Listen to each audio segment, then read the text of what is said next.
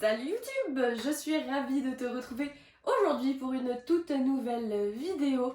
Une vidéo qui sûrement t'intrigue à cause du titre que je lui ai donné. De quoi allons-nous parler aujourd'hui? Pourquoi je parle de bilan, le bilan de la quarantaine? Mais que se passe-t-il? Je suis sûre que tu te poses énormément de questions en ce moment. Et je vais tout de suite t'expliquer le fond de ma pensée, qu'est-ce qui me trotte dans la tête durant cette quarantaine et pourquoi je parle de bilan. Mais avant ça, tu le sais très bien, générique.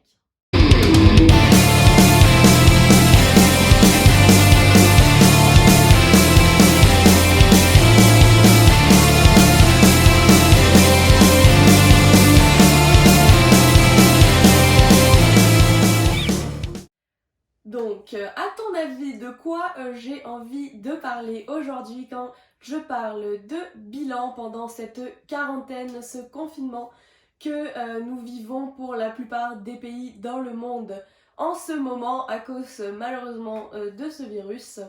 Je vais t'expliquer tout de suite le fond de ma pensée et qu'est-ce qui m'a amené en fait à tourner cette vidéo et à penser à tout ça. C'est notamment à cause du discours de notre cher Premier ministre, Monsieur François Legault, quand il a répété un nombre insensé de fois « Le Québec est sur pause ». Ça a vraiment résonné dans ma tête comme on est tous en ce moment avec notre vie sur pause, effectivement. On est pour la plupart confinés chez nous, sans le droit de sortir à part pour l'essentiel comme l'épicerie et la pharmacie. Pas de travail à part pour ceux qui ont du télétravail ou pour les travailleurs essentiels, parenthèse, gros merci à vous pour le travail que vous faites à tous les jours pour nous autres qui sommes à la maison. Petite parenthèse, voilà pour nos travailleurs essentiels. Mais sinon, pour la plupart, nous sommes en confinement chez nous à ne pas sortir, à ne pas travailler, ne pas avoir de relations sociales. Bref, il se passe pas grand chose dans nos vies présentement. Et ça m'a vraiment fait penser à cette vidéo et au sujet que je veux aborder aujourd'hui avec toi. Ta vie est présentement sur pause.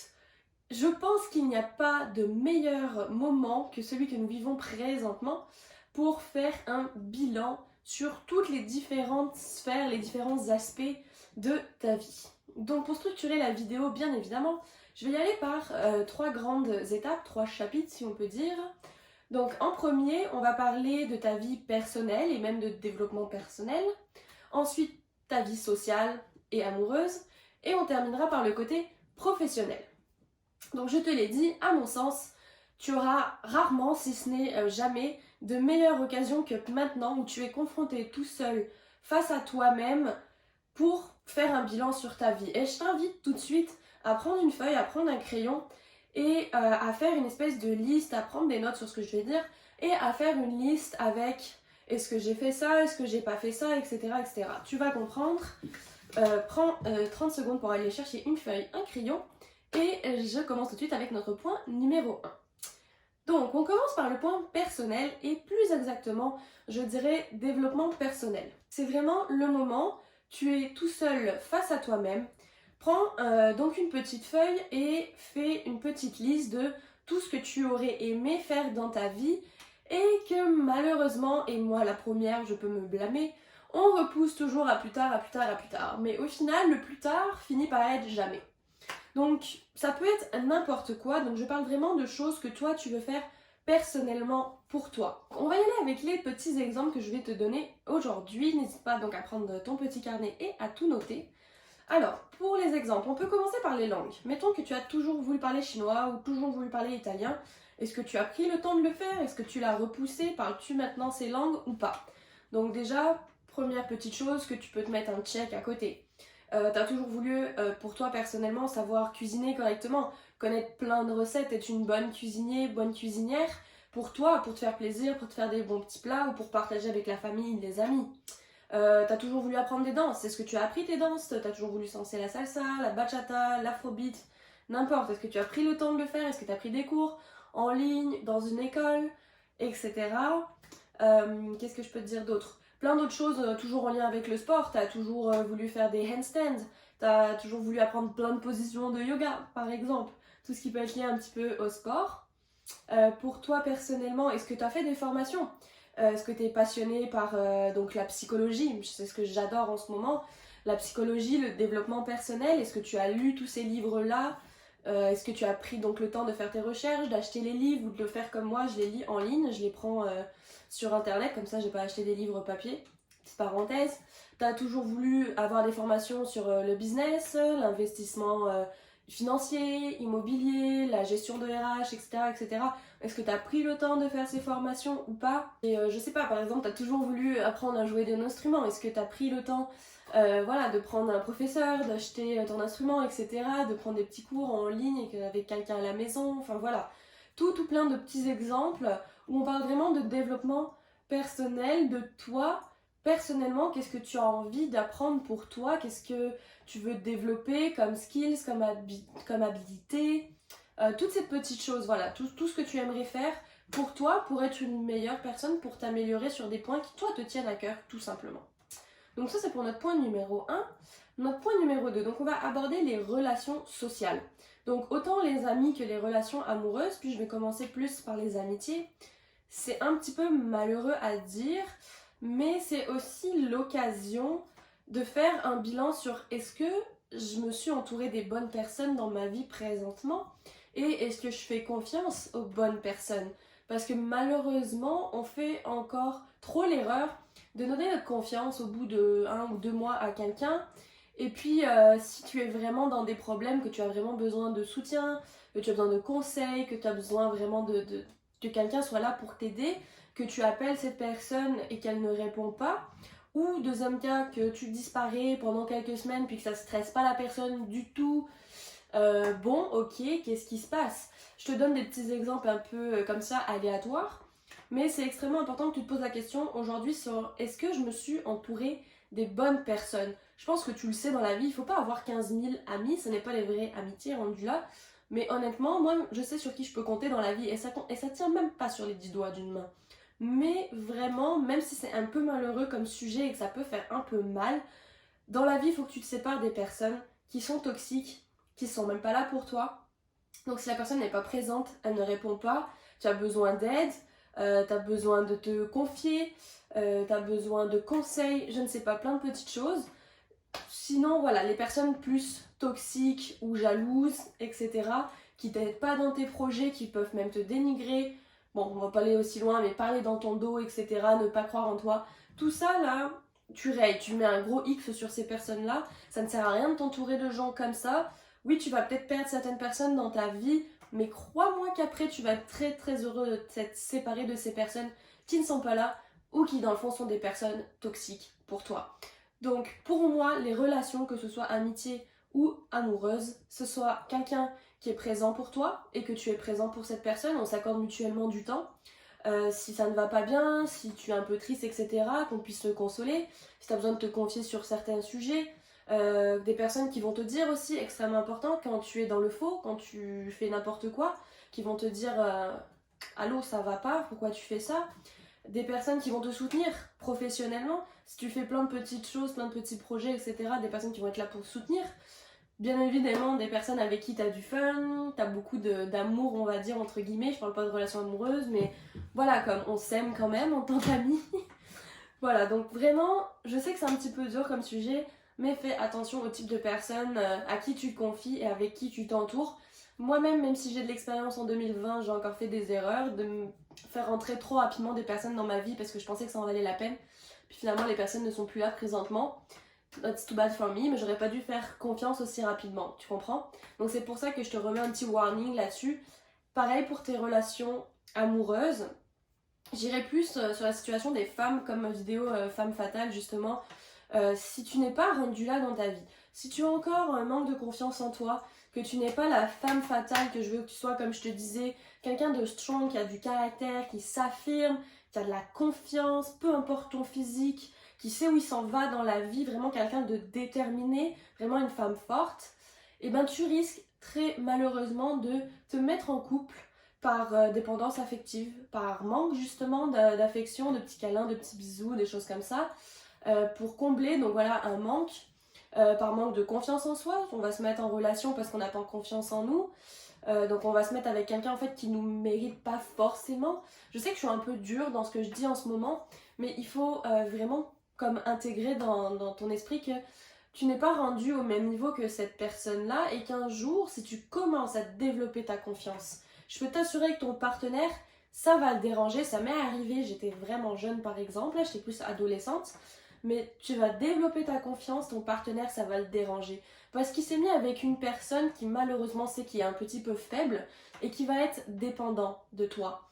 Et là, quand tu vas commencer à t'affirmer, à prendre de la confiance, à avoir des projets, à avoir du caractère, la personne en face va être comme qu'est-ce qui se passe? Non, non, non, c'est pas ce genre de femme avec qui moi j'étais. Moi j'étais avec une femme que je savais qui était un petit peu faible, qui avait besoin de quelqu'un qui soit là, avec qui il y avait un peu de la dépendance, etc.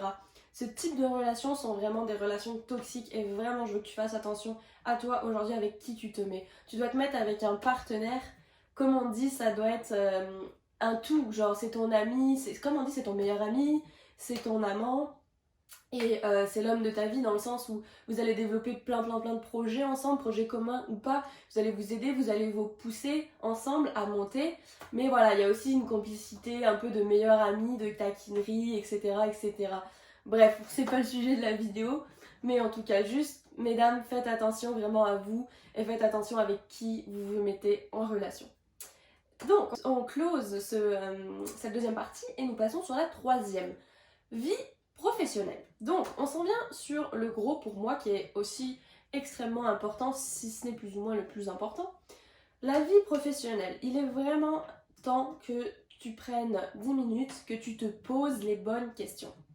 Est-ce que j'aime, first, le travail que je fais en ce moment? Est-ce que ça me plaît pas? Est-ce qu'il y a des choses que j'aimerais changer, améliorer, que je pourrais demander à mon boss de changer telle ou telle chose? Est-ce que j'ai d'autres projets? Bien évidemment. Je pense pas forcément que la situation actuelle dans laquelle tu es, dépendamment de ton âge aussi, soit la même dans 5 ans. Peut-être que tu veux évoluer vers un autre poste, que tu veux monter, que tu as des projets d'ouvrir ta business, que tu veux changer de vie, de pays, de métier, de tout. Vraiment, c'est le moment de tout mettre sur la table, sur présentement, jour J, est-ce que ça me plaît? Est-ce que je me suis trompée? Est-ce que je vais reprendre mes études, changer complètement de carrière? Il y a tellement de gens qui le font, c'est correct, il n'y a aucun problème.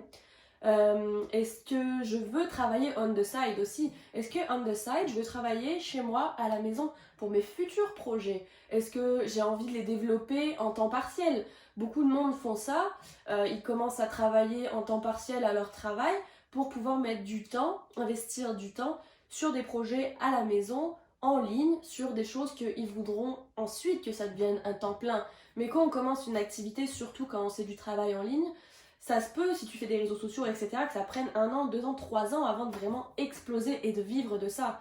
Donc vraiment faire un bilan sur où j'en suis aujourd'hui. Est-ce qu'il y a des choses en court terme que je veux absolument changer, ça ne fonctionne pas du tout? Ou est-ce que je suis complètement dans le champ et qu'en fait ça me plaît pas, puis je veux retourner aux études ou faire une formation ou changer?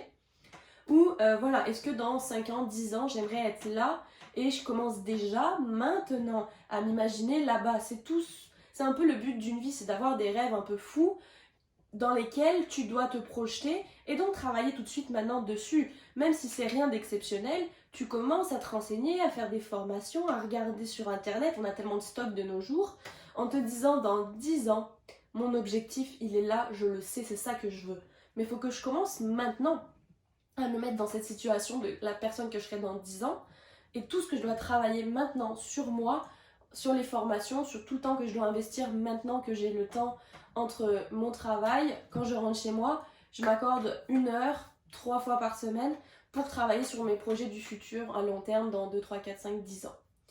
Je pense que j'arrive au bout de cette vidéo, donc vraiment ces 3 parties essentielles, prends un petit carnet, note tout, fais des ajustements, travaille maintenant, c'est maintenant ou jamais que tu as vraiment l'occasion de le faire car tu n'as pas à aller au travail en ce moment. Donc vraiment mon but à moi aujourd'hui avec cette vidéo, c'est de te dire de prendre soin de toi, d'améliorer ces 3 points essentiels de ta vie, de faire des gros changements, des gros chamboulements s'il faut. C'est pas grave, on est là pour ça aussi, c'est ça la vie. Des fois, il faut prendre des décisions qui sont dures ou qui changent du tout au tout. J'ai bien changé de pays du jour au lendemain sans trop me poser de questions. Bref, c'est une idée parmi tant d'autres. mais des fois il faut que tu prennes des gros chamboulements, il faut que tu te mettes un coup de pied aux fesses en fait, un peu vulgairement on va dire, mais c'est l'occasion la meilleure de ta vie maintenant que tu as de le faire. Et donc voilà, moi ce que je veux c'est que quand tu ressortes de ce confinement, tu sois, comme on dit, j'adore cette phrase, une meilleure version de toi-même. C'est vraiment ça que je recherche à la fin de ce confinement, une meilleure version de toi-même. Retiens cette phrase dans un coin de ta tête. Donc que tu es quelqu'un qui est vraiment souriant, que tu sois quelqu'un de brillant, de merveilleux, qui est confiance, qui est déterminé, qui sait où il s'en va. J'ai envie de faire ça, ça, ça, je dois changer ça, ça, ça, j'ai envie d'être telle personne, mais je veux me bouger les fesses maintenant pour être la personne que je veux être. Parce qu'au fond de toi, c'est ce qui t'anime aussi. Et c'est vraiment cette phrase que j'adore parce qu'on se compare pas aux autres, on s'en fout des autres. C'est moi où je suis aujourd'hui et moi où je me vois demain ou dans une semaine ou dans 3 ans, etc. etc. J'espère que cette vidéo t'aura plu. N'hésite pas à mettre un petit like si c'est le cas, à t'abonner pour ne pas manquer les prochaines vidéos sur ma chaîne, bien évidemment. Et l'espace commentaire est toujours disponible si tu veux partager avec moi si cette vidéo t'a aidé en fait tout simplement à te faire un petit peu un wake up call de c'est vrai que le confinement c'est le meilleur moment pour faire mon bilan et je vais changer ça, ça, ça. Et écris-moi en commentaire, n'hésite pas à me dire Amandine je vais changer ça parce que ça me plaît pas dans ma vie professionnelle, ma vie personnelle et ma vie sociale. En attendant, je te souhaite une excellente journée et on se retrouve très vite pour une prochaine vidéo. Prenez soin de vous, bye!